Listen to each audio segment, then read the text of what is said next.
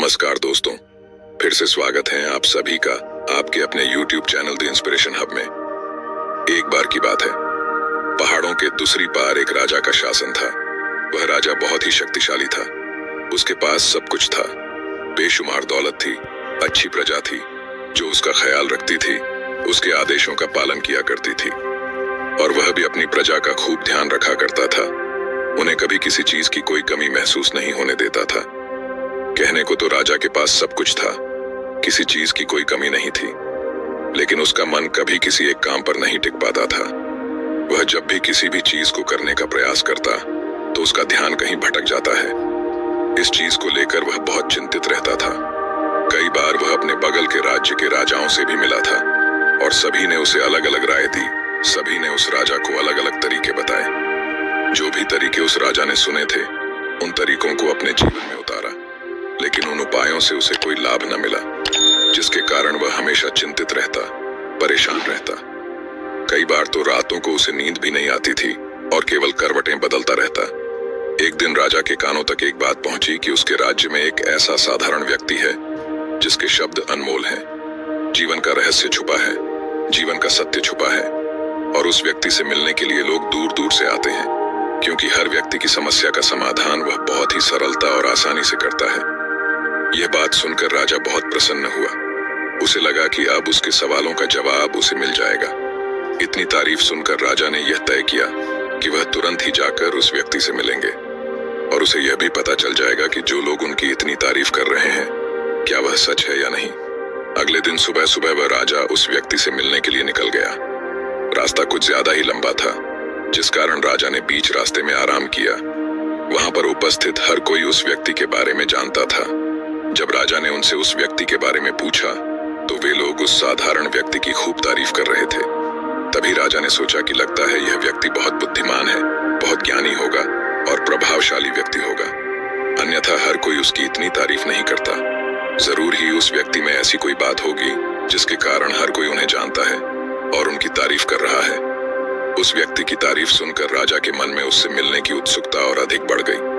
अब वह राजा जल्द से जल्द उस व्यक्ति से मिलना चाहता था, जिसके कारण वह आगे का सफर तय करना शुरू कर देता है। जैसे जैसे वह राजा उस व्यक्ति के आश्रम पहुंचता है, आश्रम में उसे कोई नजर नहीं आता। आश्रम के पीछे एक छोटा सा बगीचा था। जब राजा वहां पहुंचता है तो उसने देखा कि एक माली बगीचे में काम कर रहा है। उसका पूरा शरीर मिट्टी से लटपट है, पैरों में कोई चप्पल नहीं है। इसको देखकर राजा ने माली से कहा, सुनिए महोदय, इस आश्रम के गुरु कहाँ हैं? मैं उनसे मिलने आया हूँ। इस पर वह माली जवाब देते हुए कहता है, श्रीमान, आप अंदर बैठिए, मैं उन्हें बुलाता हूँ, वे जल्द ही आपसे मिलेंगे। बात सुनकर राजा अंदर कुटिया में जाकर बैठ गया और उसका आश्रम में आने का इंतजार करने लगा। कुछ देर प्रतीक्षा करने के बाद जब असाधारण व्यक्ति उस राजा के सामने पहुंचा, उसने देखा कि यह तो वही व्यक्ति है जो बगीचे में काम कर रहा था। राजा ने उन्हें नमस्कार किया और बहुत हैरानी से कहा, अरे आप तो वही माली है जो बाहर बगीचे में काम कर रहे थे, लेकिन अब की बार तो माली एक बौद्ध भिक्षु के रूप में आया था। तभी बौद्ध भिक्षु राजा से कहते हैं, सम्राट, मेरा मजाक माफ कीजिए, मैं बगीचे में छोटा सा काम कर रहा था। मैं यहाँ का मालिक हूँ और मैं ही वह असाधारण व्यक्ति हूँ जिससे आप यहाँ इतनी दूर मिलने आए हैं। कृपया करके अपने आने का कारण बताएं। इस पर राजा उन बौद्ध भिक्षु से कहते हैं, है महाराज, मैंने सुना है कि आप जैसा व्यक्ति इस पूरे राज्य में नहीं है। मैंने आपकी तारीफ सुनी है, मैंने आपके बारे में कई सारी अच्छी बातें सुनी है। मैंने यह भी सुना है कि आपके पास जो भी अपनी समस्या लेकर आता है, उसकी समस्या का समाधान आप अवश्य करते हैं। इसी कारण मैं आज आपसे यहाँ पर मिलने आया हूँ और मैं आपसे उपदेश चाहता हूँ, लेकिन मेरे मन में एक शंका है। इस पर बौद्ध भिक्षु राजा से कहते हैं, कैसी शंका? इस पर राजा कहता है, मैंने बहुत से विद्वानों को देखा है, बहुत से ज्ञानियों को देखा है। वे जब भी चलते हैं तो उनके पास तरह तरह की ज्ञान की किताबें होती हैं। उनके पास ऐसा कोई ना कोई संकेत जरूर नजर आता है जिससे यह पता चल सकता है कि वे लोग ज्ञानी हैं।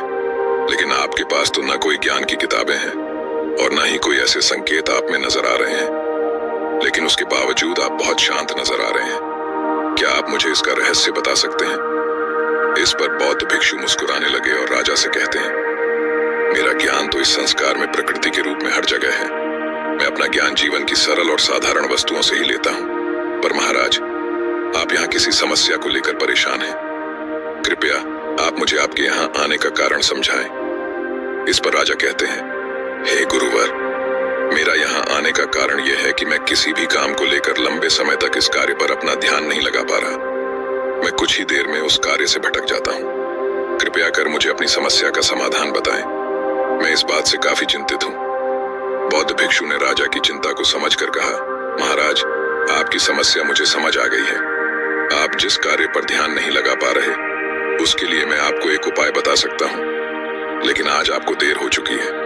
आप मुझे कल सुबह मिले। कल सुबह का समय ठीक रहेगा। कल सुबह जब आप मुझसे मिलेंगे तो मैं आपके सभी सवालों का जवाब आपको दे दूंगा। यह कहकर बौद्ध भिक्षु वापस अपने बगीचे में लौट गए और वह राजा भी वापस अपने महल लौट गया।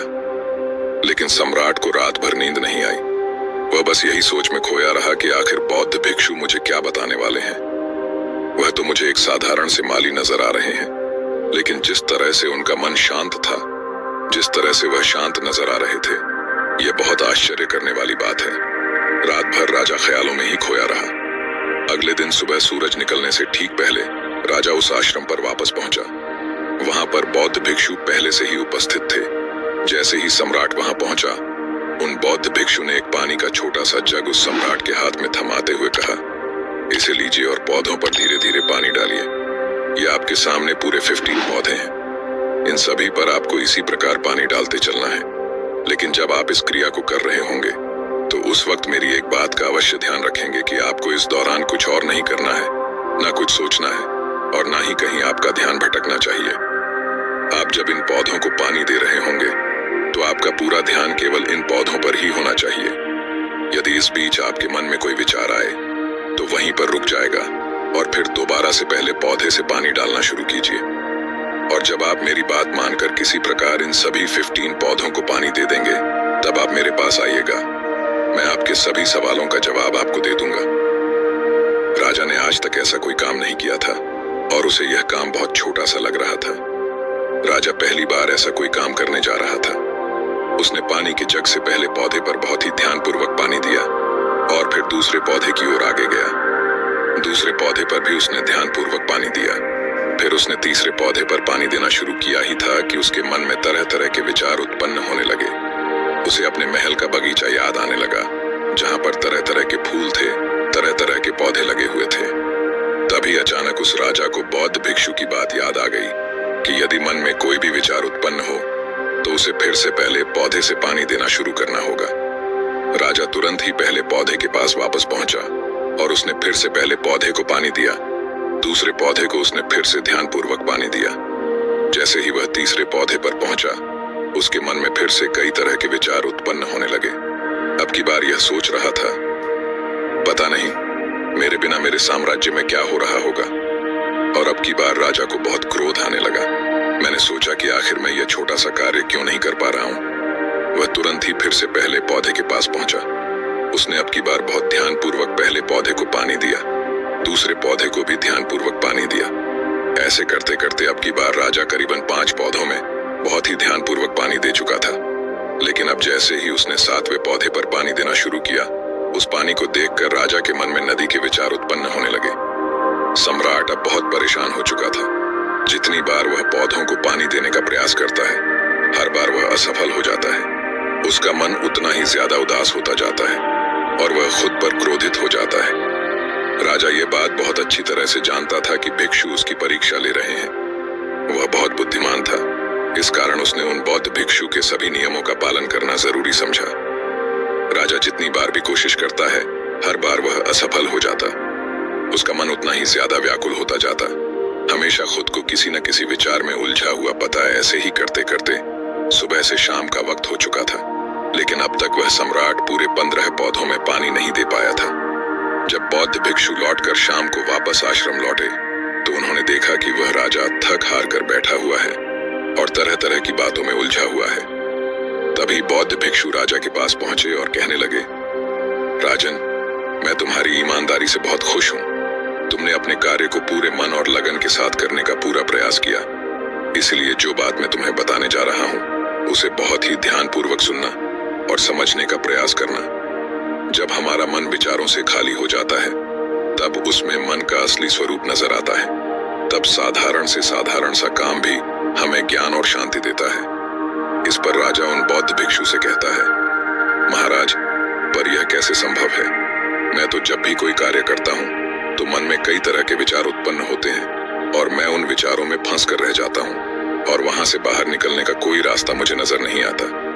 तभी बौद्ध भिक्षु मुस्कुराने लगे और राजा से कहते हैं, तुम पौधों में पानी नहीं डाल रहे थे, तुम तो जल्दी जल्दी अपने इस कार्य को बस खत्म करना चाहते थे। तुम्हारे मन में तो यह विचार उत्पन्न हो रहा था कि तुम जल्दी से जल्दी इन 15 पौधों में पानी दे दो और उसके बाद तुम मुझसे मिल सको और अपने प्रश्नों का उत्तर जान सको। किसी कारणवश यह कार्य तुम्हें बोझ सा प्रतीत हो रहा था, मानो मैंने तुम्हारे कंधों पर एक बोझ रख दिया हो, और यही कारण है कि तुम अपने आप को इस पल में रोक नहीं पाए। जब हमारे सामने रखा हुआ कार्य बोझ लगता है तो हम उसे बस जैसे तैसे खत्म करना चाहते हैं और उस काम को करते समय हम अपना पूरा ध्यान उस कार्य पर नहीं दे पाते।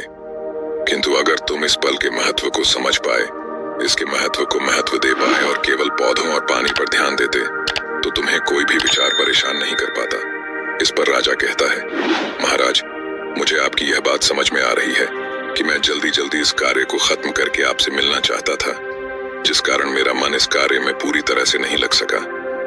लेकिन ये एक पल है जो हम जी रहे हैं, उस पल में रहना बहुत कठिन है। क्या मुझे इसके लिए कोई तपस्या या तप करना होगा? इस पर बौद्ध भिक्षु एक बार फिर मुस्कुराने लगे और राजा से कहते हैं, जिस शांत मन की तलाश तुम कर रहे हो, वह शांत मन तो पहले से ही मौजूद है, वह तो पहले से ही तुम्हारे भीतर है। इसके लिए तुम्हें कहीं भी जाने की कोई आवश्यकता नहीं है और ना ही तुम्हें कहीं शांत जगह जाने की आवश्यकता है। इसके लिए कुछ जरूरी है तो वह अपनी सांसों पर ध्यान देना। इसलिए अपनी सांसों पर ध्यान देना सीखो। हम किस तरह से सांस ले रहे हैं और किस तरह से त्याग रहे हैं, इस बात को देखने और समझने का प्रयास करें। तब तुम्हें यह समझ में आ जाएगा कि तुम्हारी सांसों के साथ ही बना हुआ है। उसके बाद तुम चाहो तो कोई भी कार्य करते वक्त भी अपनी सांसों पर ध्यान दे सकते हो। जब तुम कहीं चल रहे हो, कोई ऐसा कार्य कर रहे हो, तो तुम्हें अपनी सांसों पर ध्यान देना चाहिए, या कोई भी ऐसी क्रिया जो तुम्हें वर्तमान से बांधे रखे। इसका एक और तरीका है, 2-4 मिनट अपने आसपास की प्रकृति पर गौर करो। देखो कि क्या चल रहा है तुम्हारे आसपास। इससे तुम वर्तमान में आ जाओगे। फिर तुम अपने कार्य को जल्दी जल्दी बस यूं ही खत्म नहीं करके उसे पूरे मन से करने का प्रयास करोगे, जिससे तुम्हारा मन एकाग्र होगा।